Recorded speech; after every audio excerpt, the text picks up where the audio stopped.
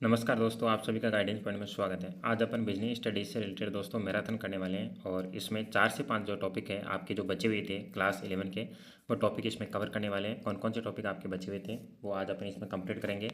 इससे पहले दोस्तों मैं आपको ये बता दूँ कि आपके जो पीजीटी कॉमर्स का है वो क्या सिलेबस है और कौन कौन से टॉपिक कंप्लीट हो चुके हैं। मैं आपको बताऊँ यहाँ पे ये इंट्रोडक्शन टू अकाउंटिंग ये टॉपिक दोस्तों ऑलरेडी कंप्लीट करा दिया गया है इसी चैनल पे।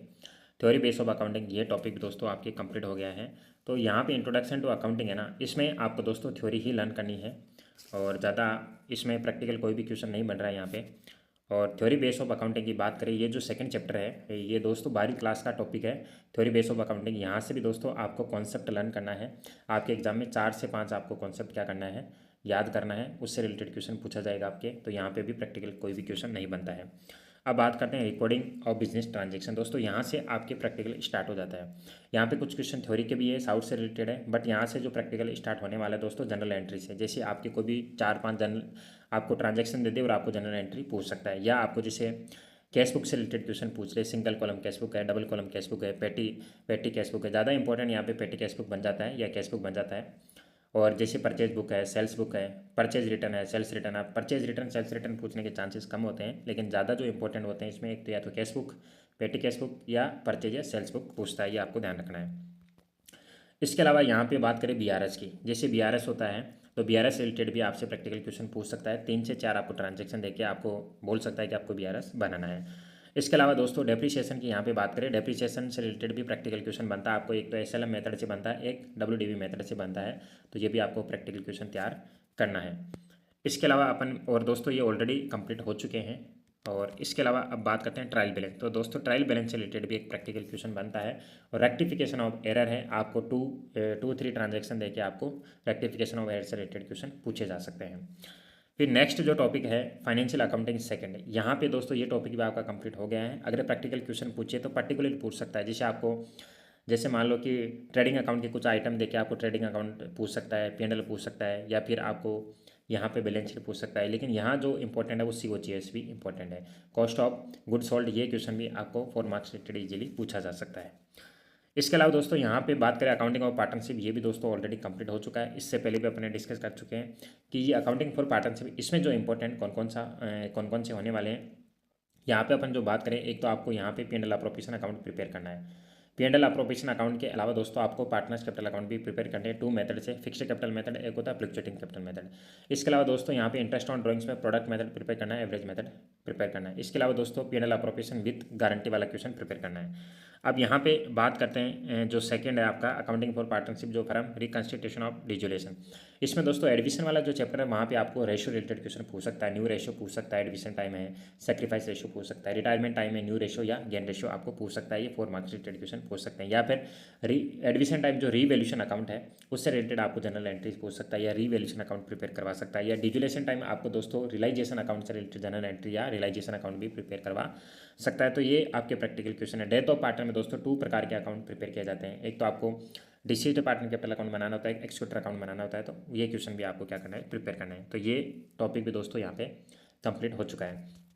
इसके अलावा अपन बात करें यहाँ पे दोस्तों, अब आपके जो अकाउंटेंसी में जो टॉपिक बच गए, अकाउंटिंग यानी कंपनी बच गई आपकी, डिबेंचर बच गया। इसके अलावा फाइनेंशियल स्टेटमेंट और कंपनी कैश फ्लो, इसकी क्लास दोस्तों आपकी कल आ जाएगी, फिर ये अकाउंटेंसी भी आपकी कंप्लीट हो जाएगी। अब दोस्तों आज की जो क्लास है बिजनेस से रिलेटेड है। अब बिजनेस में कौन कौन से टॉपिक मैंने पहले करवा दिए, यहाँ पे बिजनेस की भी अपन देख सकते हैं। ये जो भी फंडामेंटल ऑफ बिजनेस है ये टॉपिक भी कंप्लीट हो गया है। ये दोस्तों 11वीं क्लास यानी कि आपकी 11वीं क्लास के टॉपिक है।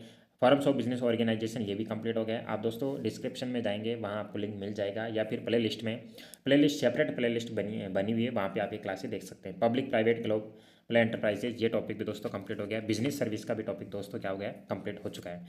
अब दोस्तों आज की क्लास में कौन कौन से टॉपिक अपन कवर करने वाले हैं, एक तो इमर्जिंग मॉड ऑफ बिजनेस ये टॉपिक कवर करेंगे, social responsibility of business and business ethics ये टॉपिक कवर करेंगे, finance and trade shouts of business finance ये भी अपन कवर करने वाले हैं, स्मॉल बिजनेस एंड एंटरप्राइजेज ये टॉपिक भी दोस्तों आज अपन इसमें कवर करने वाले हैं।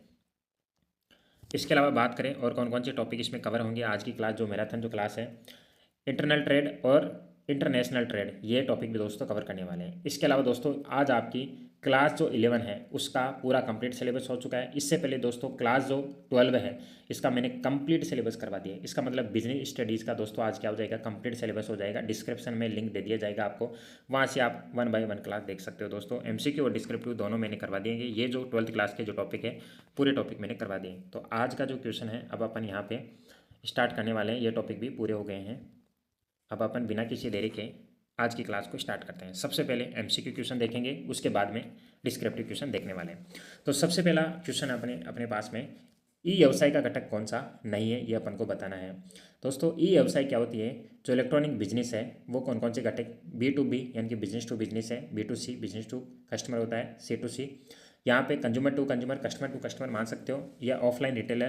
तो इनमें से कौन सा नहीं है, तो यहाँ पे डी ऑप्शन ये नहीं है, तो यहाँ पे डी ऑप्शन करेक्ट हो जाएगा।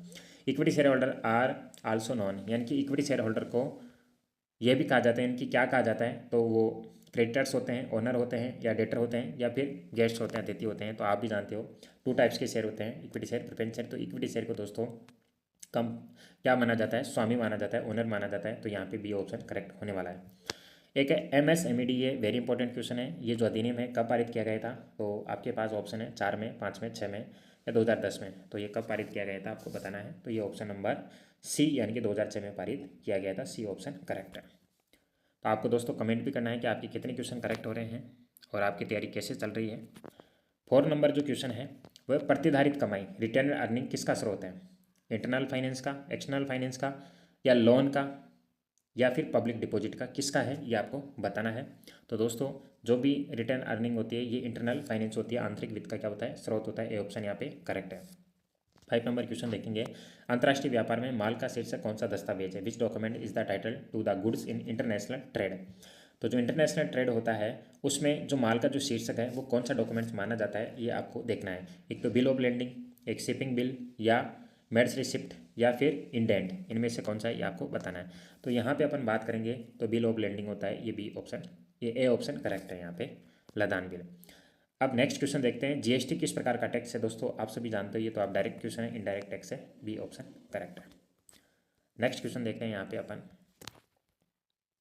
7 नंबर क्वेश्चन है, ICD का फुल फॉर्म क्या है, ICD की फुल फॉर्म क्या है, inter corporate deposit, inter corp deposit, या इंटरनेशनल कैश ड्राफ्ट, या इंटर कंट्री डील। तो एक ऑप्शन आपको यहाँ पे बताना है। तो यहाँ पे जो आंसर बनने वाला है inter corporate deposit, A option correct है। बी है दोस्तों, who act as a link between wholesaler and consumer, इनके बीच में कौन लिंक का काम करता है।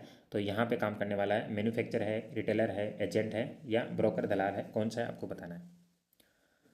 तो कौन होता है दोस्तों, वो रिटेलर होता है, खुदरा विक्रेता होता है।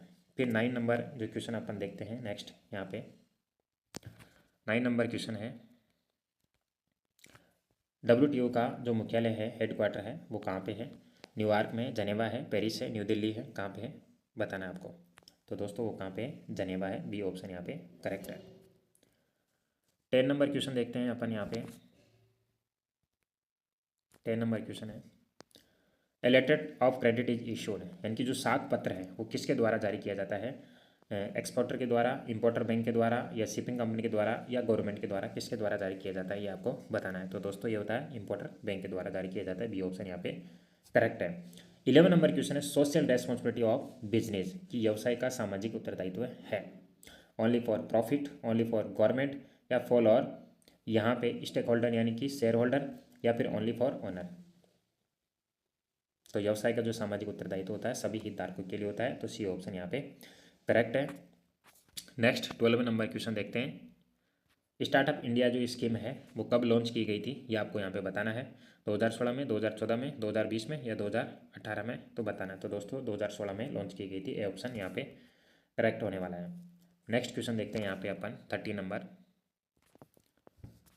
नंबर क्वेश्चन है, भ्रमणकारी इटिनेरेंट खुदरा विक्रेता है, वे कौन होते हैं दोस्तों, जो फिक्स्ड शॉप वाले होते हैं, डू नॉट है फिक्स्ड शॉप, जिनकी निश्चित दुकान नहीं होती है, सेल ओनली ऑनलाइन, जो ऑनलाइन सेल करते हैं, या एक्सपोर्ट गुड्स। तो दोस्तों जो भ्रमणकारी खुदरा विक्रेता होते हैं जिनकी क्या नहीं होती है, दुकानें नहीं होती है, यानी कि जिनकी निश्चित दुकान नहीं होती, बी ऑप्शन यहाँ पे करेक्ट है। अब डिबेंचर क्या दर्शाते हैं, स्वामित्व वाली पूंजी, या बोरोवेड कैपिटल ऋण पूंजी, या फिर वर्किंग कैपिटल, या इक्विटी, क्या दर्शाते हैं ये आपको बताना है। तो दोस्तों जो डिबेंचर होते हैं ये बोरोवेड कैपिटल है, ऋण पूंजी को दर्शाते हैं, बी ऑप्शन यहाँ पे करेक्ट है। 15 नंबर क्वेश्चन है बिजनेस एथिक्स क्या है, कि व्यावसायिक नैतिकता क्या है, कानून है, नैतिक अवधारणा है, प्रॉफिट टूल है। तो ये आपको बताना है, 4 ऑप्शन में से एक ऑप्शन चूज करना है। तो व्यावसायिक जो नैतिकता है, बिजनेस एथिक्स है, ये क्या होती है, मॉरल कॉन्सेप्ट यानी कि नैतिक अवधारणा। बी ऑप्शन यहाँ पे करेक्ट है। नेक्स्ट यहाँ पे देखते हैं 16 नंबर क्वेश्चन, कि which one is a fixed shop small retailer, निश्चित दुकान वाला छोटा जो खुदरा विक्रेता कौन सा है, होकर है, पेडलर है, जनरल स्टोरेज है, मार्केट ट्रेडर। ये क्वेश्चन का आंसर तो आप भी जानते होंगे कि जो निश्चित दुकान वाला जो छोटा खुदरा विक्रेता होता है वो जनरल स्टोर वाला होता है, यानी सी ऑप्शन यहाँ पे करेक्ट है। नेक्स्ट अपन 17 नंबर क्वेश्चन देखते हैं यहाँ पे, which one is a fixed shop small retailer, निश्चित दुकान वाला छोटा खुदरा विक्रेता कौन है, तो कौन है, जनरल स्टोर है। 18 नंबर क्वेश्चन है, small scale industries are defined by investment in, लघु उद्योगों को किसमें निवेश द्वारा परिभाषित किया जाता है, तो plant and machinery. B option correct है। WTO का प्राथमिक उद्देश्य क्या है, the primary objective of WTO, बताना आपको। फंडिंग है, या लाइबरलाइजिंग ट्रेड है, व्यापार का उदारीकरण है, या वर्क कंट्रोल है, या हेल्थ है, बताना आपको। 19 का आंसर बताना है। तो 19 का जो आंसर बनने वाला है व्यापार का उदारीकरण, यानी कि बी ऑप्शन करेक्ट है। 20 नंबर जो क्वेश्चन है MCQ में मोस्ट इंपॉर्टेंट क्वेश्चन है, NSIC का फुल फॉर्म क्या है, तो 4 ऑप्शन दिए हुए, इनमें से आपको एक ऑप्शन चूज करना है। तो इसका ऑप्शन आंसर बनने वाला है A option, national small industry corporation. दोस्तों ये 20 MCQ कंप्लीट हो चुके हैं। आपको कमेंट करना है कि 20 में से आपके कितने क्वेश्चन करेक्ट है। अब दोस्तों अपन यहाँ डिस्क्रिप्टिव की बात करने वाले हैं। तो पहला जो डिस्क्रिप्टिव आपके सामने है, explain the benefit of E business over traditional business, कि प्रारंभिक व्यवसाय की तुलना में ई व्यवसाय के लाभों की व्याख्या करें। इंपॉर्टेंट क्वेश्चन आपको तैयार करना है, इस प्रकार के क्वेश्चन आपको जरूर तैयार करना है। Discuss the social responsibility of business towards consumer and government, उपभोक्ताओं और सरकार के प्रति व्यवसाय के सामाजिक उत्तरदायित्व की चर्चा कीजिए। ये सेकंड नंबर डिस्क्रिप्टिव क्वेश्चन है। नेक्स्ट यहाँ पे क्वेश्चन की बात करें अपन, 3 क्वेश्चन है डिस्क्रिप्टिव का, 3 क्वेश्चन।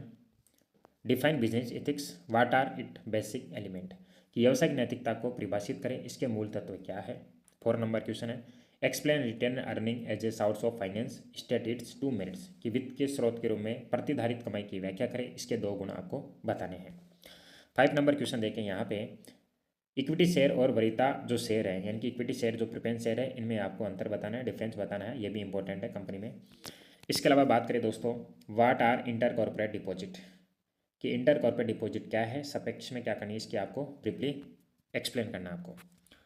7 नंबर क्वेश्चन की अगर अपन बात करें कि discuss the role of small business in rural India, ग्रामीण भारत में लघु व्यवसाय की भूमिका पर चर्चा करना है। ये क्वेश्चन भी आपको तैयार करना है।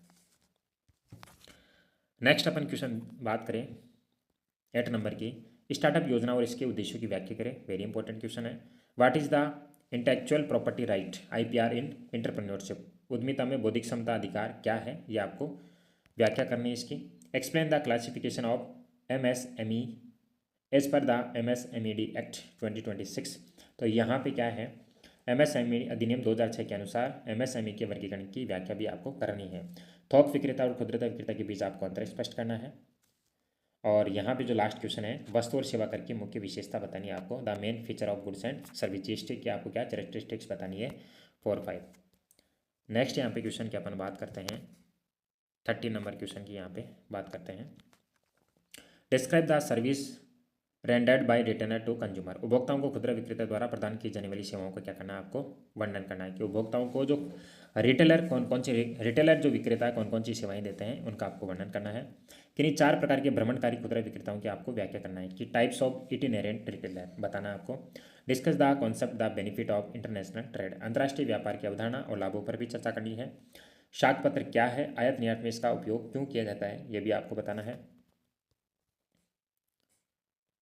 और यहाँ पे 17 नंबर डिस्क्रिप्टिव क्वेश्चन की बात करें, briefly explain the procedure of export trade, निर्यात व्यापार की प्रक्रिया को सापेक्ष में आपको समझाना है। व्हाट इज WTO, इसके 2 मुख्य उद्देश्य भी बताने आपको। एक्सप्लेन मेट रिसिप्ट, अंतर्राष्ट्रीय व्यापार में मेट की रसीद और शिपिंग बिल की आपको क्या करनी है, व्याख्या करनी है। और दोस्तों आज का लास्ट इंपॉर्टेंट क्वेश्चन है 20 number, how does business help in environmental protection discuss, कि व्यावसायिक पर्यावरण संरक्षण में कैसे मदद करता है, व्यवसाय पर्यावरण संरक्षण में कैसे मदद करता है, इस पर आपको चर्चा करनी है। तो दोस्तों यहाँ पर अपने कितने क्वेश्चन कर लिए यहाँ पे दोस्तों 20 आपने मोस्ट इंपॉर्टेंट एमसीक्यू लगा लिए और 20 यहाँ पे आपने डिस्क्रिप्टिव क्वेश्चन कर लिए। दोस्तों आज यहाँ पे आपका बिजनेस स्टडीज़ का जो सिलेबस है वो कंप्लीट हो जाता है। अब दोस्तों जो नेक्स्ट बिजनेस की क्लास आएगी वो सेट वाइज आएगी। सेट वाइज का मतलब मोस्ट इंपॉर्टेंट पूरे सिलेबस में बिजनेस में कौन कौन से क्वेश्चन इंपॉर्टेंट है उसके हिसाब से 10 से 15 दोस्तों वो क्वेश्चन डिस्क्रिप्टिव का मैं आपसे डिस्कस करूँगा। इसलिए दोस्तों मैंने कंप्लीट सिलेबस इसी चैनल पर करवा दिया है। आप डिस्क्रिप्शन में जाके दोस्तों वो वीडियो देख सकते हो या प्लेलिस्ट में जाकर भी आपको मिल जाएंगे। जो भी आपको डाउट है टेलीग्राम से जुड़ भी सकते हो और जो भी चैनल पर नए हैं उनको चैनल को सब्सक्राइब भी करना है तथा अपने दोस्तों में शेयर भी करना है। Thank you.